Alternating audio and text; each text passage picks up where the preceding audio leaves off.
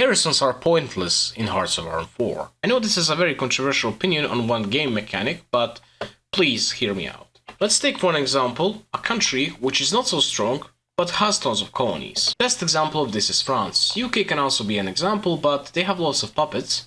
Meanwhile, France doesn't have a single puppet, which means they have to garrison the entirety of their colonial empire, which is the second biggest in the world. France starts with tons of divisions, 74. I think they have the second biggest army at the start of the game, right after the Soviet one. They start with a deficit of 12,000 guns. If they delete their entire army, they have 41,000 guns. But if they decide to go for no garrisons in all of their states, they have 57,000 guns. That's 17,000 guns that just came there from thin air. That will be the difference between not having your full army fully equipped with guns and having it fully equipped. So yeah, it takes away tons of guns. It also takes away some manpower, not that much, but still does. Anyway, here's my point. What's the point of really garrisoning some places?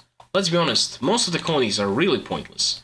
There's only two reasons why you would garrison something. The first reason is to make that country not rise up, but for a country like France with lots of compliance, most of the places have resistance target of like 40%, which means it goes to 40% and can't go up anymore. It can just die down or stay there. It needs to be over 90% just to rise up. The second reason why you would garrison some place is because it has some points of interest. For example, the state of Tunisia has a little bit of steel, which is not really that important with France, and it has one civ. Okay, one civ is useful.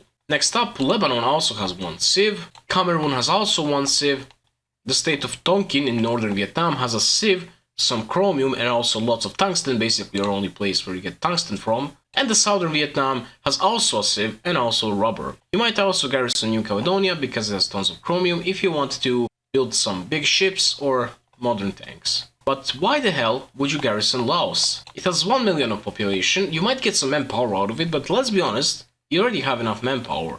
And you can get more anyway from focuses like encourage immigration or expand citizenship or something. Or even the Bloom-Violet proposal, which makes you core northern Algeria. So yeah, that's my point. Many of these colonies are pretty much pointless and they're just a waste of equipment and manpower. Let me show you two side-by-side comparisons. In the first one, once again, we are France, starting a game with the garrisons. We got minus 12,000 guns. With 4 factories, we're gonna need like 3 years to produce these guns, 15,000 guns. But if we go for no garrisons, and then if you manually turn on garrisons in important places like Tunisia, maybe Gapes also if you want to fight Italy and Libya, and now your gun shortage is only minus 400 guns, and you can produce that in a month. Basically, you don't even have a shortage. If I went for local police force there, I would not even have a shortage.